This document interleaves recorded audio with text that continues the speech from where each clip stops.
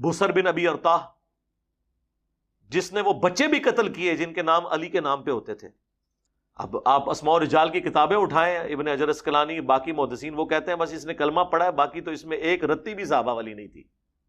دنیا میں بھی ذلت کمائی. دنیا میں ذلت کون کما رہا ہے یہ سب کو پتہ چل چکا ہے. جو صحابہ پر بکواس کرے گا ذلت وہی کمائے گا. باقی جو مرزے نے 2 جھوٹ بولے ہیں، نمبر 1 علی نام کے بچوں کو قتل کر دیتے تھے. مرزے کے پر قرض ہے دنیا جہان کی کسی کتاب سے سند کے ساتھ یہ بات ثابت کرے. اور محدثین پر جھوٹ بولا کہ انہوں نے لکھا ہے کہ ایک رتی صحابہ والی نہیں تھی، سوائے کلمہ پڑھنے کے کوئی نیکی نہیں تھی، ایک رتی نیکی نہیں تھی. یہ بہت بڑا جھوٹ بولا ہے. کسی محدث سے مرزا ثابت کر دے. اور یہ بھی مرزے نے کہا ہوا ہے کہ کسی پر جھوٹا الزام لگانے کی صورت میں 80 کوڑے لگنے چاہیے. تو مرزے کو ہر جھوٹے الزام پر 80 کوڑے لگنے چاہیے. مرزا خود لگوایا اپنی اکیڈمی میں. وہ بخاری مسلم میں الفاظ ہیں، جس نے مجھے میری شکل میں دیکھا. ابن سیرین نے ساتھ اس حدیث کو بیان کرتے ہوئے کہا کہ جو نبی اسلام کی اپنی شکل تھی. ابن سیرین کی بات تو بخاری میں موجود ہے، لیکن حضور علیہ السلام کا یہ فرمان بخاری میں کہاں ہے کہ جس نے مجھے میری شکل میں دیکھا، جس نے مجھے میری شکل میں دیکھا؟ یہ فرمان حضور علیہ السلام کا بخاری مسلم میں کہاں ہے؟ یہ جو باتیں بیان ہو رہی ہیں یہ قرآن بیان ہو رہا ہے. اگر کوئی کہتا ہے یہ صحابہ کرام کی توہین ہو رہی ہے تو ظاہر ہے وہ تو مسلمان نہیں ہے. جو مسلمان ہے وہ صحابہ کرام کو معصوم نہیں مانتا. انسان تھے، مس ہینڈلنگ ہو جاتی تھی. قرآن پاک میں بے شمار واقعات اس طرح کے آئے ہیں. مرزا کی اس بات سے ہم اتفاق کرتے ہیں کہ جو مسلمان ہے وہ صحابہ کو معصوم نہیں مانتا، لیکن ساتھ ہی ہمارا ایک سوال ہے کہ کیا مرزا کے نزدیک جو مسلمان ہے وہ ائمہ اہل بیت کو معصوم مانتا ہے؟ اور جو ائمہ اہل بیت کو معصوم مانے اور یہ عقیدہ رکھے، کیا وہ مسلمان ہے؟ کیا مرزا یہ جملہ بھی کہنے کے لیے تیار ہوگا کہ جو مسلمان ہے وہ ائمہ اہل بیت کو معصوم نہیں مانتا؟ ہم انتظار کریں گے کہ مرزا یہ جملہ اگلی ریکارڈنگ میں کہتا ہے یا نہیں کہتا. تو آپ مجھے بتائیں جواد نقوی صاحب نے کون سی ایسی گستاخی کر دی تھی؟ تو اس وقت ان کا اعتدال کا چہرہ سامنے آنا چاہیے تھا نا، کیوں نہیں آیا؟ کسی کا چہرہ سامنے نہیں آیا. انہوں نے تو کہا کہ وہ حضرت معاویہ رضی اللہ تعالیٰ عنہ کو تکریم کے قابل نہیں سمجھتے. انہوں نے یہ نہیں کہا کہ میں ان کو توہین کے قابل سمجھتا ہوں یا میں ان پہ لام تان کرتا ہوں. اور کون سا شیعہ ہے جو تقیہ کر کے امیر شام معاویہ بن ابی سفیان کو رضی اللہ تعالیٰ عنہ کہتا ہو؟ کوئی دنیا میں شیعہ آپ کو ملا ایسا؟ ٹھیک ہے، کوئی شیعہ جو ان کو، ہاں وہ تو اعلانیہ کہتے ہیں منافق، اور وہ کہتے ہیں منافق نہ کہ تو ہم خود منافق ہو جائیں گے. شیعہ ابو بکر عمر پہ تقیہ کر لیتے ہیں، عائشہ پہ کر لیتے ہیں، معاویہ پہ نہیں کرتے. وہ کہتے ہیں ڈگے کی چوٹ پہ. تسی تو زمزم کفن ڈبو کے لے کے آ رہے ہو نا. صحابہ کرام زمزم نہ استنجا کرتے سن جی، غسل کرتے تھے. ظاہر ہے مکے میں تو اور پانی کوئی نہیں تھا نا. تسی تو ویسے استنجا کرنے کو بے حرمتی سمجھو گے، لیکن مکے میں تو یہی پانی تھا نا یار. مطلب یہ تو نہیں کہ وہاں کو ٹریٹمنٹ پلانٹ لگے ہوئے تھے کہ سمندر سے پانی آتا تھا. پینے کے لیے بھی وہی تھا. اللہ کا معجزہ زمزم. یہ علماء عوام الناس کو دھوکہ دیتے ہیں کہ جی وہ برابر کی فوجیں نہیں ہوا کرتی تھی. برابر کی ہوتی تھی، صرف تعداد برابر نہیں ہوتی تھی. یہ نہیں ہے کہ خالد ابن ولید جو ہیں وہ تلوار لے کے آئے اور رومن جنرل جو ہے وہ سامنے سے کلاشنکوف لے کے آ گئے. تو آپ تو 1000 خالد ابن ولید سامنے کھڑے کر دیں، وہ تو ایک بندہ ہی سب کو بھون دے گا. امام حاکم اور امام ذہبی کی تصحیح والی روایت جب مرزا نے ماننی ہو، اگرچہ مرزا کے اپنے اصول کے خلاف ہو، تو مرزا کیا کہتا ہے وہ سن لیں. اس حدیث میں سما کی تصریح نہیں ہے. سفیان بن عیینہ مدلس ہے، ان سے روایت کر رہے ہیں، لیکن آپ اسے صحیح سمجھتے ہیں. جی میں اس لیے صحیح سمجھتا ہوں کہ اس روایت کو امام حاکم نے اور امام ذہبی نے صحیح کہا، اور امام حاکم اور امام ذہبی کی اس کے اوپر جو تحکیم والا معاملہ ہے یہ پوری دنیا میں محدثین کے ہاں ایک اسٹیبلش رول کے طور پر مانی جاتا ہے. اور اسی حاکم اور ذہبی کی تصحیح والی روایت کو جب مرزا نے نہ ماننا ہو تو پھر مرزا کیا کہتا ہے وہ سن لیں. ضروری نہیں ہے کہ امام حاکم نے اگر اس حدیث کو صحیح کہا ہوا ہے اور امام ذہبی نے اس کو صحیح کہا ہوا ہے تو وہ صحیح ہو.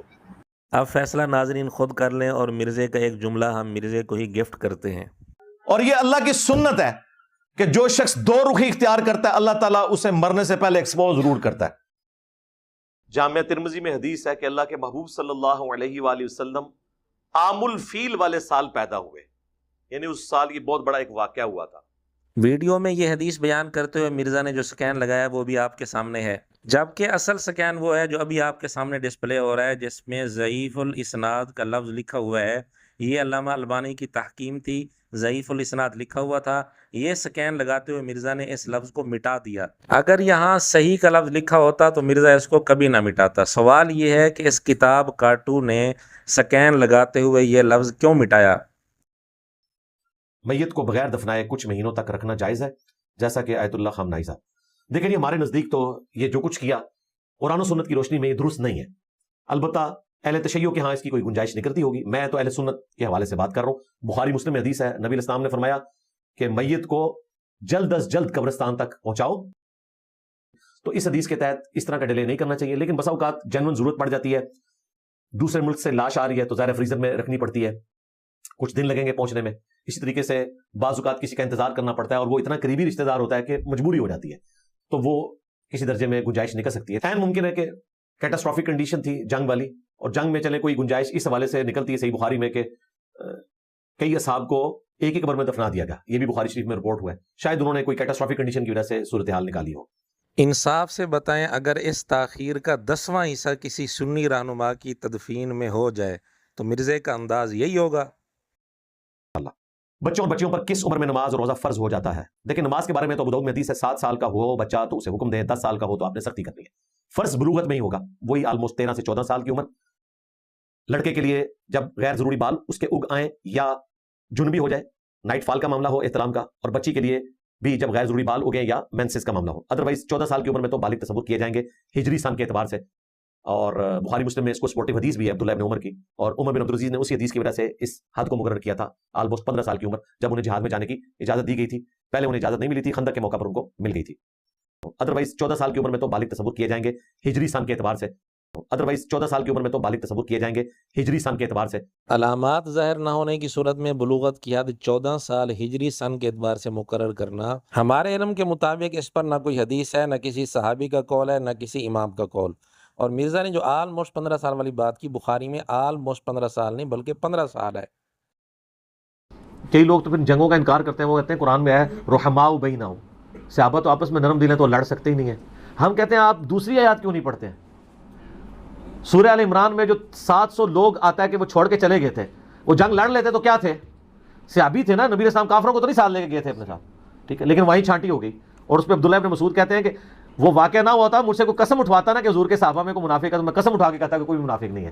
کہتے ہیں میرا تو طرح نکل گیا غزوہ بدر میں، جس طرح میرا یہ پمفلٹ پڑھ کے لوگوں کا طرح نکل گیا، ٹھیک ہے۔ تو عبداللہ ابن مسعود کا بھی طرح نکل گیا کہ یہ کیا 1000 نکلے سے 300 رہ گئے پیچھے۔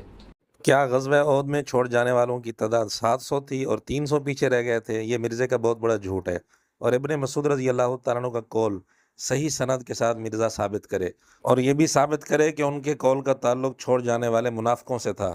اور یہ جملے بولنا کہ طرح نکل گیا اور اس کی نسبت ابن مسعود رضی اللہ تعالیٰ عنہ کی طرف کرنا، کیا یہ مہذب جملہ ہے؟ کیا ابن مسعود رضی اللہ تعالیٰ عنہ پر جھوٹ نہیں؟ میرے والدین کی شادی کو 25 سال ہو گئے، پھر بھی وہ مسلسل لڑتے ہیں، جس سے بچپن سے میری ذہنی صحت خراب ہوگی۔ کیا میں انہیں روک سکتا ہوں، خاص طور پر جب ایسا لگے کہ وہ ایک دوسرے کو نقصان پہنچانا چاہتے ہیں؟ 15 پہ کال کریں جی، ایک بار ان کو چکر لگ ہی جائے، ان کو عقل آ جائے گی۔ اور یہ جو آپ بتا رہے ہیں یہ ہر دوسرے گھر کی سٹوری ہے، حقیقت بات ہے، اور بڑی حیران کن بات ہے کہ مذہبی طبقہ بھی اس سے آزاد نہیں ہے۔ تو یہاں پہ بھی کوئی مسئلہ نہیں ہے، آپ اعلان براعت کریں۔ میں نے اپنے سارے سٹوڈنٹس کو اجازت دی ہے کہ میری جو بھی غیبت کرے میں نے پیشگی معاف کی ہوئی ہے۔ آپ کو میرے بارے میں کوئی غلط جملہ بھی بولنا پڑتا ہے توریتاً، یہ جائز ہے۔ قرآن میں سورہ ال عمران کی آیت نمبر 29 میں اللہ تعالیٰ فرمایا اگر کسی کو مجبوراً تقیہ کرنا پڑ جائے، توریہ کرنا پڑ جائے یہود و نصارہ سے دوستی کے اعتبار سے تو جائز ہے۔ اگر آپ کو کرنا پڑ جائے تو آپ یہ کر سکتے ہیں۔ اگر آپ کو یہ بھی بولنا پڑ جائے نا کہ چھوڑیں جی انجینئر گمراہ کو، اور دل میں توریہ کریں گمراہ آپ کی نظر میں، ہاں یہ توریہ ہے۔ بعض لوگ کومنٹس میں مرزے کی حمایت بھی کر رہے ہوتے ہیں اور ساتھ یہ بھی کہہ رہے ہوتے ہیں کہ ہم اس کے شاگرد نہیں ہیں اور ہمارا اس سے کوئی تعلق نہیں ہے، تو یہ لوگ کہیں ایسے تو نہیں ہوتے؟ اور مولویوں کو اٹھا کے ہم پرے پھینکیں گے انشاءاللہ تعالیٰ، قتل نہیں کریں گے، ان کو ناردرن ایریا میں بھیج دیں گے، 4 شادیاں کریں، وہاں پہ سکون سے انٹرنیٹ کے کنیکشن کے اوپر بیٹھ کے ہماری بنائی ہوئی میمز دیکھا کریں. انشاءاللہ تعالیٰ وہ دن دور نہیں ہے. جیو نیوز جو ہے